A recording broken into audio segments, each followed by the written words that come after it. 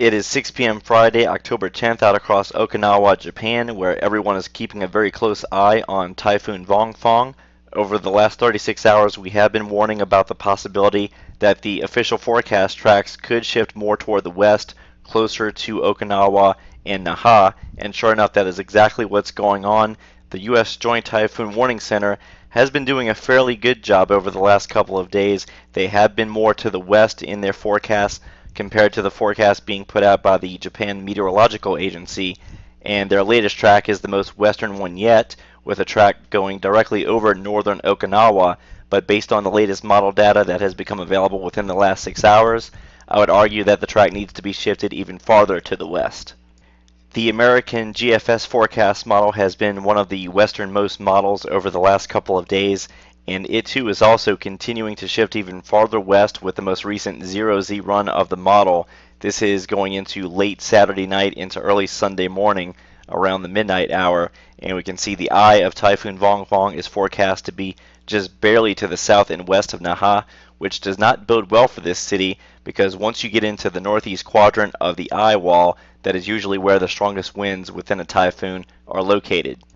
Even more shocking is the latest output from the European ECMWF model. If you've been following along with us here at 28 Storms for the last 2 days, you would know that the European model has been showing a track to the east of Okinawa, but suddenly the most recent 0Z run is almost in complete agreement with the GFS. It shows, if anything, the center moving directly over Naha, with some of the strongest typhoon force winds associated with the system passing directly over the city.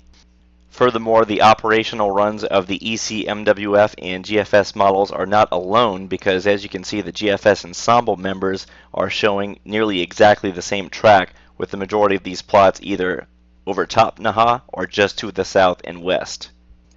The only recent storm that is similar in intensity and track to Vongfong in this area of the world was Typhoon Sanba, which impacted the area back in 2012. However, it looks as though Vongfong could potentially have more significant impacts on Naha than even Samba. Despite Samba being a very good landfall, it was a pretty ferocious storm as it moved through Okinawa, as I'm sure anyone that you talk to from there would tell you.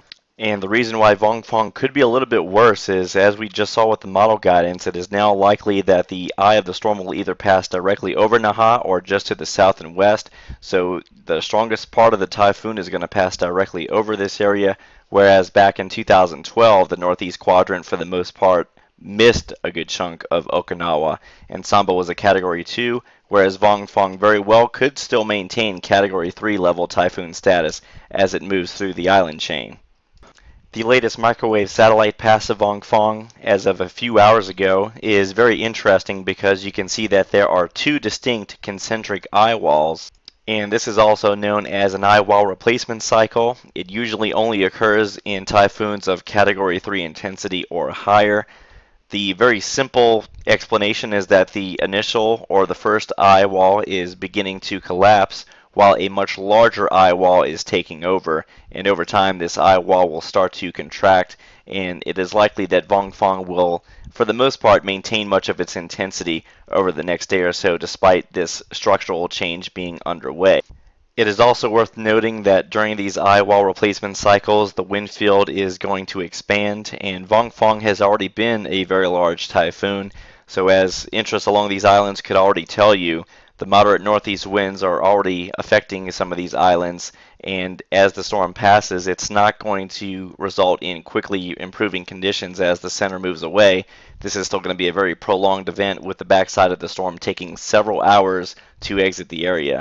As we switch over to the water vapor imagery, we can see that compared to yesterday, Vongfong has taken on a slightly more ragged look, and that is something that was expected, as we've been talking about the last couple of days. As Vongfong continues to gain latitude, it's going to move into an area of stronger southwest wind shear and dry air, and you can see some of this dry air trying to work into the circulation from the west. It's slowly wrapping into that cyclonic spin here, and that is why we are seeing steady weakening.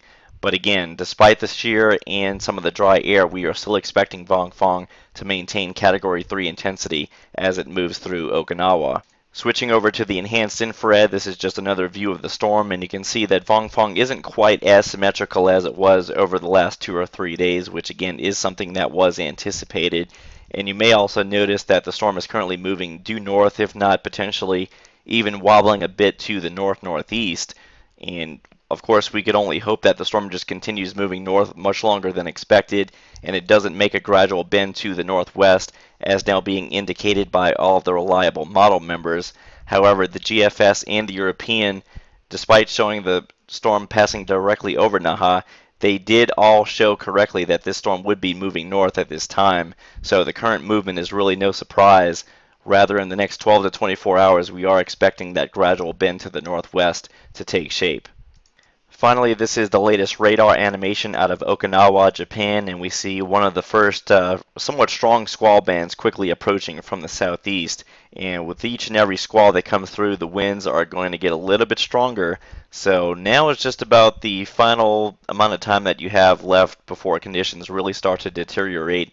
We think by tomorrow morning, that's when conditions will obviously be going downhill, and they're only going to get worse throughout the day, with things peaking tomorrow night into Sunday morning. And with this being such a slow-moving and large storm, we're really not expecting conditions to become much better until we get into Sunday afternoon, Sunday evening, and even into Monday morning. So again, this is a very large and slow-moving storm. Finish up those preps now, because afterwards you're going to be hunkering down and just riding the storm out for the next day or day and a half until conditions start to get better. Of course, the emphasis in this video was mainly for interests out across Okinawa, but we're still not forgetting about mainland Japan. This is still going to be a big ticket item even for much of the mainland.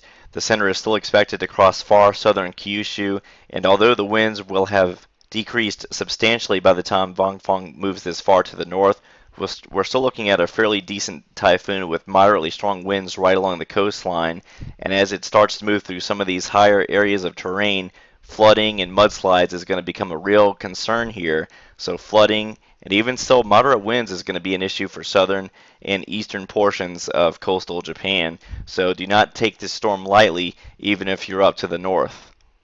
For continuous updates like the one you just watched, be sure to bookmark 28storms.com/typhoon along with our partners at westernpacificweather.com.